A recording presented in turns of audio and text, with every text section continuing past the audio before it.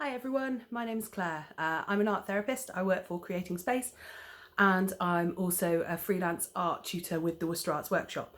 They've asked me to put together a quick video for you today just to show you an art exercise you can do at home with really basic materials. I think making artwork at this time when everyone's at home more is really important, and if there's some way that you can get involved in doing something creative to let your brain rest a little bit and feel like you've achieved something positive, then that's a really good place to start. So hopefully you find this exercise accessible and fun, and you can develop it a little bit more later down the line, but I'll talk you through it. Here we go. So this is going to be what we're making today.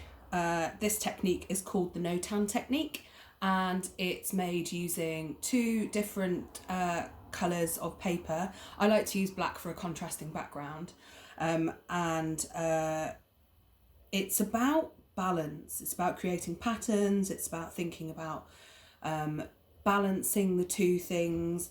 The coloured aspect is exactly half of the whole piece. And I think as a bit of a meditative exercise, it's quite nice to think about life balance at the moment and making sure we're getting everything we need. So this is what we're aiming to do. This has got two different layers. I'm going to start off showing you one layer, and we're going to go from there. So I'm going to go through what you will need. You will need some background paper. This is, I've chosen black. A pair of scissors and a pencil.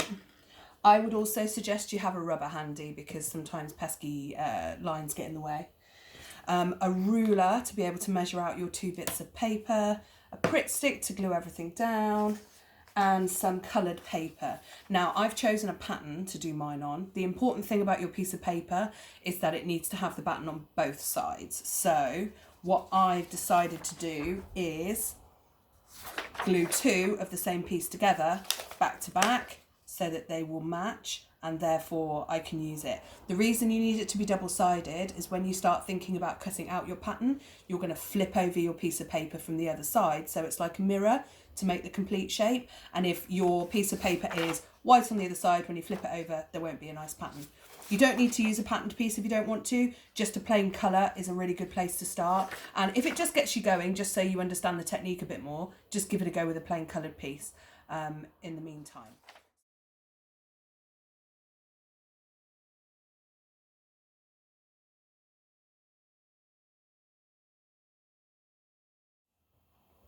So now I have cut my backing sheet, so this is 10 inches by 10 inches. And then what I'm going to do now is I'm going to glue my two patterned pieces of paper together, back to back. Now I'm going to need to add glue everywhere so it's all stuck together because we are going to cut this later on.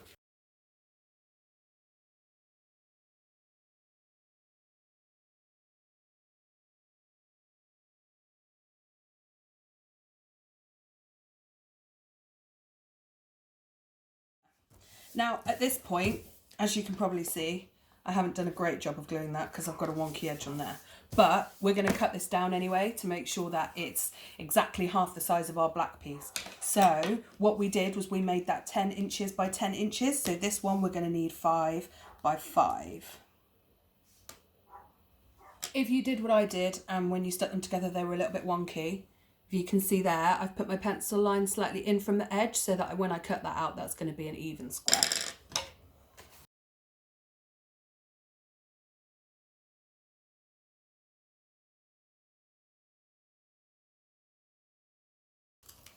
Okay, so there we go. So now I've got 5 inches by 5 inches square to go in the centre of our black background. Okay, so we can get rid of that. We don't need that, but I would still keep it because scraps are really useful. Okay, so now we're going to put the lid on our glue again because we're not going to need that for a little while. We're going to sit and we're going to think a little bit about our pattern. So the most important part about drawing your pattern on this is that your lines need to start and end on the same side of your piece of paper.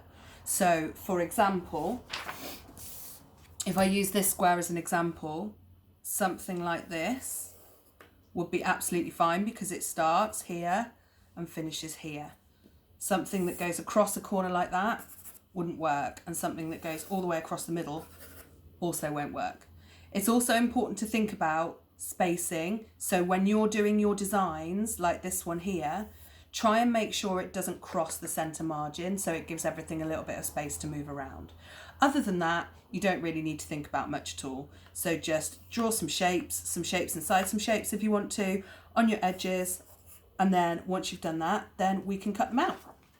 So if I go back to my coloured piece of paper here, I'm going to start drawing my designs onto the top.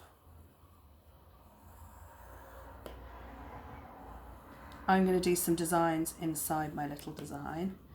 I quite like using a mixture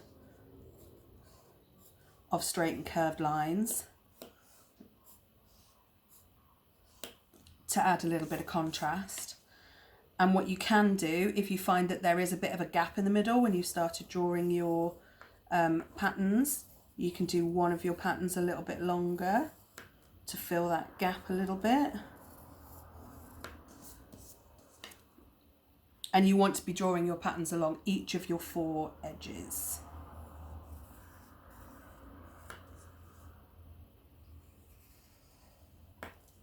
Okay, so when I've done mine, because I've done mine on a floral piece of paper, I've thought about sticking to a kind of botanical theme. So I feel like I've got cloud shapes, I've got flower shapes, I've got mountain shapes, I've got all sorts of outdoorsy type shapes.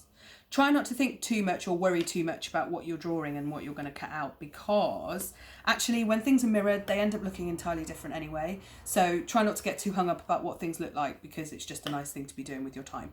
And just try and relax and go with the flow and see what comes out. Okay, so there's my example. So as you can hopefully see from that, all of my patterns start and end on the same edge, and I have some shapes that are inside other shapes.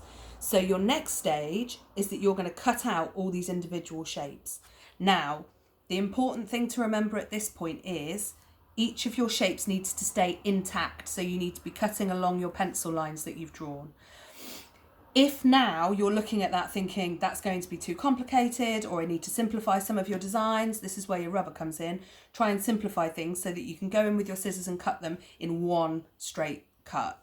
And then you need to be able to keep all of the pieces you're cutting out. So here we go.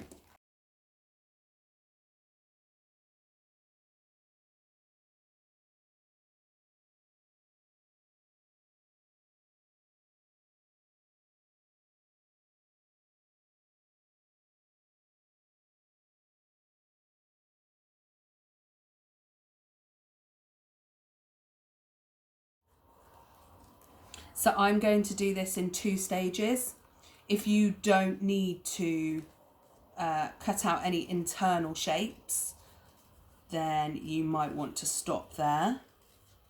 If you have got some more shapes inside, I will show you what it looks like before I cut it out again. And then if you have got more shapes to cut out, you can go back and you can cut those out. Or in fact, you can add those in yourself if you want to. Okay, so to place these down then, the rest of what is your square will go in the centre like this. And then your pieces that you've cut out from the centre, if you join those up again and then flip them over, so it's like a mirror image. So this one goes from mountains to being more tree shaped. That one goes from being a pair of glasses to being more like a pond. This is a really good exercise to do with kids, by the way, because the shapes can be as complicated or as simple as you want them to be.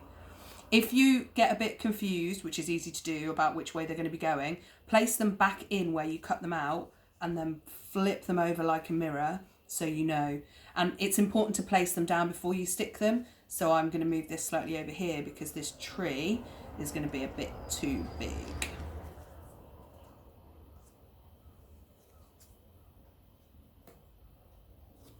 So your pencil lines, if you have any pencil lines left, will now be around the edges of these and will be on the back of everything that you've just placed down on your paper.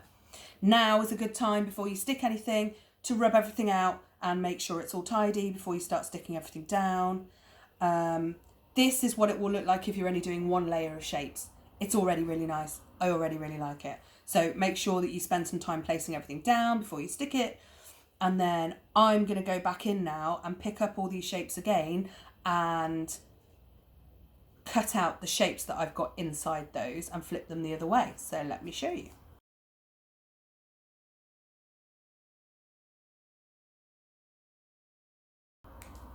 So with your second lot of shapes, the first larger shape, the outside shape, stays exactly where it was, and the internal shape that you popped out the middle folds back inside again so that it's another mirror reflection. So now our shapes start looking like this.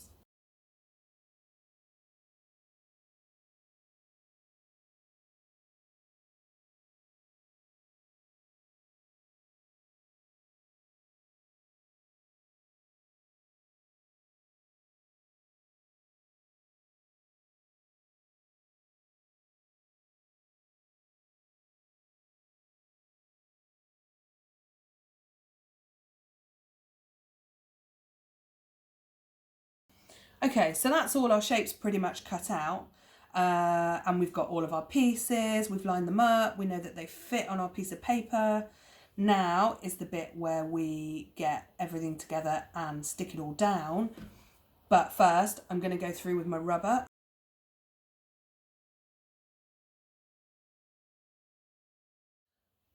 So I just wanted to show you something really daft that I did whilst I had my camera off.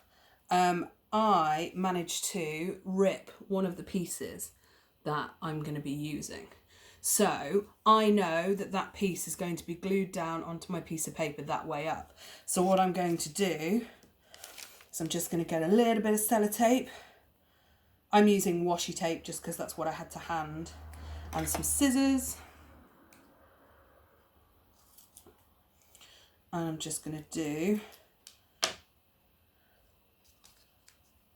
a really quick and small repair job so that when that's stuck down you won't be able to tell that that was ripped. And also I made the decision that I thought it might be a bit easier to use PVA adhesive, something liquid, to do to put the glue on the back of my pieces and stick them down. Just make sure that you have all your pieces laid out first so that you know they will fit. And I'll come back to you in a second when I'm ready to stick everything down. Okay, so I'm ready to start gluing. So what I'm going to do is I'm going to put some of this liquid PVA in an old yoghurt pot. I'm going to use a brush for this. I'm going to start by sticking down my centrepiece because it's the biggest piece and everything else needs to go around it. So I'm going to pick this up off my backing paper, flip it over onto this spare piece of paper here so I'm not going to get glue on my table. And I'm going to put glue on this. Now, it is kind of important to glue your edges down really well so that everything's able to line up.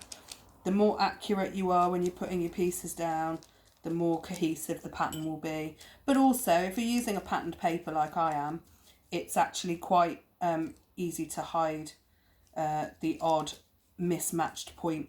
And also, it's not necessarily about having everything perfect, it's about giving it a go. So now I've got that, I'm going to put that down here.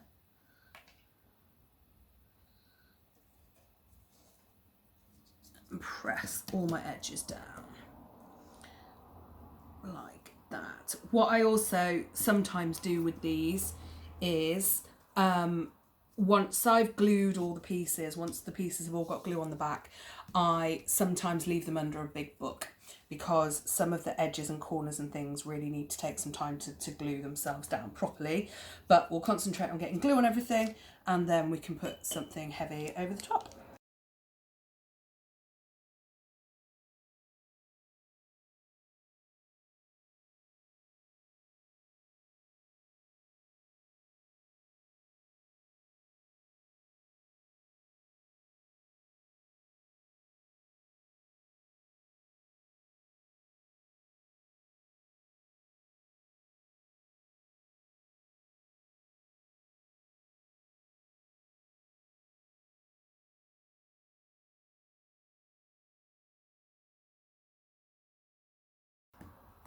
Don't worry if you do what I just did and put the glue on the wrong side of your shape.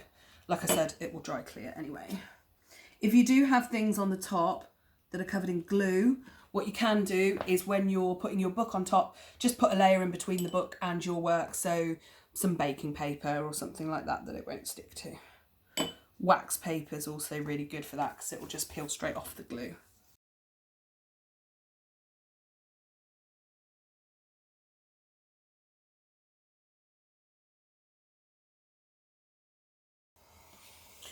Okay, now I'm going to leave that for a minute with a book on it and go and make a cup of tea, and I'll be back with you in a minute. Okay, so I went and put the kettle on. Hope you did too. Had a cup of tea, left this under a book, and now it's all finished. So there we have it. Don't worry too much if your edges aren't the straightest. You can even those up depending on where you stuck your images on. That might be something that needs doing, but that's okay. And so that's your finished piece. Whilst I was having my cup of tea, I also had a look through lots of other examples I've got and had a bit of a think about this exercise. And I just wanted to end on thinking about not being put off by how simple or how complicated something seems. Because actually, once you've got these sometimes quite basic techniques in your head, then they can be really helpful as starting points. And actually, I find using just cut up pieces of coloured paper really helpful. I've got a lot of examples in my art kit of things that have been really satisfying to make and that have come out and are quite effective just using simple cut out pages. I also came across this one, which is one of my favourites, which is just done with scissors and cut out paper and double-sided sticky tape, and is actually on the back of a broken Primark bag. So just to give you a kind of starting point really, and thinking a little bit about how you can make artwork without making things really complicated and without necessarily having art materials. Don't let that put you off. I hope you have enjoyed the exercise that we've done today and you're going to give it a go. You can share your pictures with us on social media. Worcester Arts Workshop and Creating Space are both on Twitter and Facebook, and we both have our own websites, so we'd love to see what you make of it and pass this on to somebody else that might be at home in isolation and might want something to do. So we hope you all keep safe and well, and we're looking forward to seeing you again soon. Thanks for watching.